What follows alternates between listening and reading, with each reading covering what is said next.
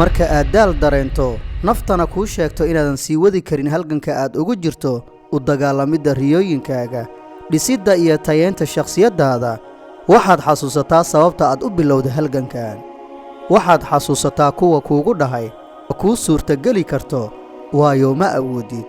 waxaad xasuusataa sababta qalbigaaga iyo maskaxdaada ku weyneeyey kuguna kalifay inaad halganto marka aad isdhiibid dareento oo naftu aad u xanuunsato baro inaad nasato balse marnaba suurtagal ha ka dhigin taargetkaaga inaad faraha ka qaado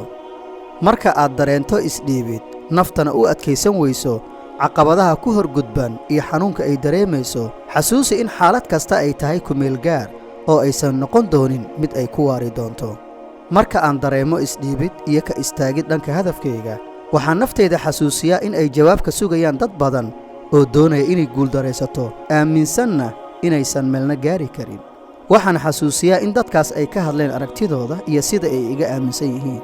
balse marnaba aan u rumayn doonin inay wax u dhacaan siday iyagu saadaaliyeen naftaada meesha aad u doortay inay gaarto waad og tahay inaan marnaba lagu gaari karin si fudud waayo haddii ay fududaan lahayd halka aad jeclaysatay inaad gaarto qof kasta ayaa ku hamin lahaa oo gaari lahaa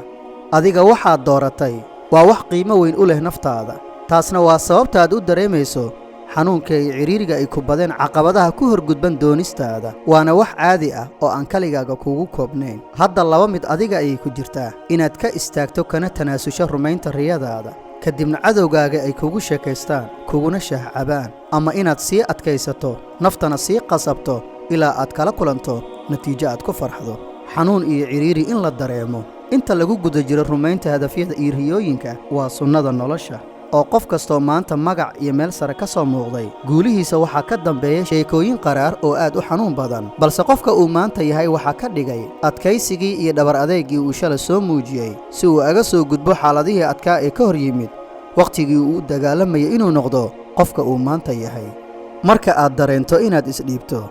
xasuuso in xanuunka maanta isku beddeli doono berri awood iyo isku kalsoonaan xaddhaaf ah oo aad ku sii wadan doonto safarkaaga nolosha balse haddii aad isdhiibto kana istaagto halgankaaga waxaad weligaaga dambe qaniini doontaa fartaada adigoo ka shallaynayo adkaysiyaradaada iyo jilcanaantaada daqiiqad walba oo aad dareento xanuun maanta una adkaysato waxaad dheefsan doontaa qiimihiisa berri wuxuuna ku dhexalsiin doonaa inaad yeelato maskax furan qalbi adkaysi badan xanuunka maanta ha u oggolaan inuu ku istaajiyo burburiyana halganka aad mar hore soo bilowday ma joogtid meel aad dib uga laabato maanta laga yaabay inta kuu harta inay tahay in kooban adkaysi yeelo waan ogaa halganku inuu xanuun badan yahay laakiin waxaa ka sii xanuun badan shalaytada iyo ciilka waxaa ka sii xanuun badan shalaytada iyo ciilka aad dareemi doonto berri midna xasuusnow waxaan lagu dhibtoon in aan marnaba lagu dheebsan ugu dambayn inaad aad u daashay inaad aad u mashquushay inaad aad u walwalsan tahay iyo inay aad u adag tahay gaaridda halka ama waxa aad ka rabto nolosha marnaba marmarsiyo uma noqonayaan oo kaama istaajin karaan gaaridda hadafkaas ilaa aad adiga u oggolaato mooyee